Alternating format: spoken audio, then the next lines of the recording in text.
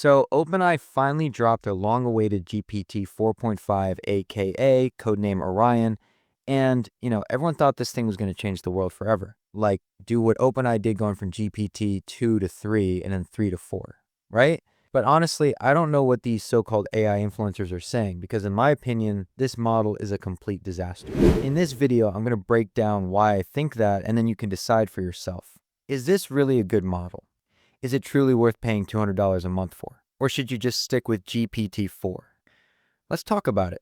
So first, let's talk about the hype. Back in like November, December, here's an article from The Verge about the Orion model. Just look at this. Orion has been tested by OpenAI executives as potentially up to 100 times. 100x more powerful than GPT-4. It's separate from that one reasoning model OpenAI released in September. The company's goal is to combine large language models to create an even more capable model, what they're, eventually calling artificial general intelligence or AGI. So they're basically saying that GPT 4.5 would be potentially up to 100 times more powerful than GPT-4. Okay? That was the claim. That was the hype. And everyone was just, scared. Everyone was just wondering how powerful GPT 4.5 would be. Now we have GPT 4.5, and we also have benchmarks. So let's see the benchmarks first. So here's the benchmark results of GPT 4.5. And it's not looking so great. Just look at this. In GPQA Science, GPT 4.5 scored 71.4%, where GPT-4 scored 53.6%. I mean, that is not 100x more powerful, just percent. And just look at this. Here's the O3 Mini. It scored 79.7%. I mean, GPT 4.5 is not as good as their O3 Mini. I'm not talking about O3, it's O3 Mini, okay? In math, 4.5 scored 36.7%, and OpenAI O3 is 87%. So that's the STEM stuff. So we know that in STEM, reasoning model is more powerful or, useful. And let's also see that SWE bench verified coding, which is, real world software engineering tasks. It scored 38%, and GPT-4 scored 30%, and OpenAI O3 Mini scored 61%. I mean, just look at this. The difference here, GPT-4 and GPT-4.5, is just 8% in coding. That's not what we were expecting from GPT-4.5. Okay, guys, now if you compare it to Grok 3, you can see that in the in-math benchmark, 3 beta scored 52.2%, and Grok 3 mini beta 39.7%. And I want to explicitly tell you that this Grok 3 is without reasoning. They're showing this data without the reasoning model. So Grok 3 has two versions, with and without the reasoning model. So you can see in GPQA, it scored 75.4%, where our GPT 4.5 scored 71.4%. So now I think currently Grok 3 is the most advanced and most smart model you can see. And they're saying that this model is great for chatting. And GPT 4.5 is a great chatting model. So for chat, you can see that here. So they're saying that we're releasing a research preview of GPT 4.5, our largest and best model for chat yet. Early testing shows that interacting with GPT 4.5 feels more natural. Its broader knowledge base, improved ability to follow user intent, and greater EQ make it useful for tasks like improving writing, programming, and solving practical problems. We also expect it to hallucinate less. So this model has a way lower hallucination rate. So here's GPT-4's hallucination rate in C, 61.8%.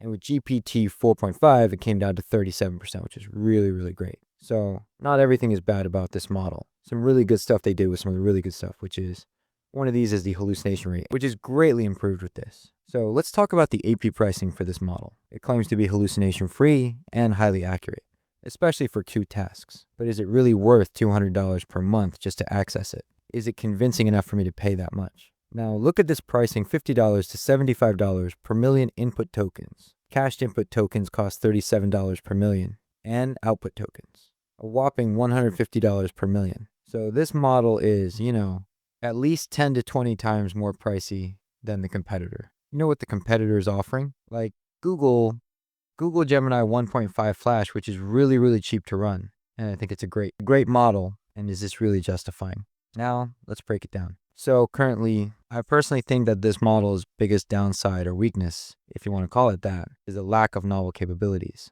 Unlike GPT-4o, which amazed everyone when it was released, this model doesn't bring anything groundbreaking. When GPT-4o came out, its multimodal capabilities were truly novel. No other model had native input-output multimodal generation at that level. I really like that. And I thought that with GPT 4.5, we'd see something similar, maybe native vision capabilities or something along those lines. But now, what are we getting? We're getting some, incremental update.update.o like, I don't feel like this model is giving of a completely new model. It feels like that it's an incremental update to GPT-4. They shouldn't have called this model GPT 4.5.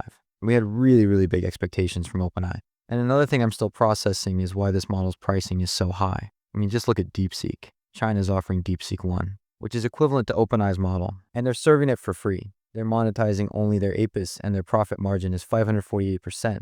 That's insane. Meanwhile, OpenAI claims they're losing money on a $200 subscription. That's utterly ridiculous. On the other hand, a Chinese AI company is making money while running on much weaker GPU-S 800s, whereas OpenAI has the latest NVIDIA GPU-S and is still losing money on subscriptions? That just doesn't add up.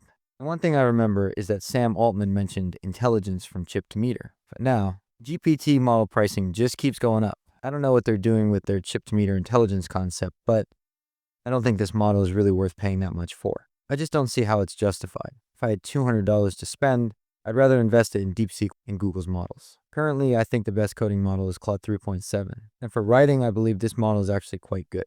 I've used it for some projects, and the writing quality is impressive. So in the end, is this model really worth the price? With rising costs and strong competition from alternatives like DeepSeek and Claude, it's hard to justify the expense. While it has its strengths, I'd say there are better options out there for the money. What do you think? Would you pay $200 for this model, or do you have a better alternative in mind? Let me know in the comments.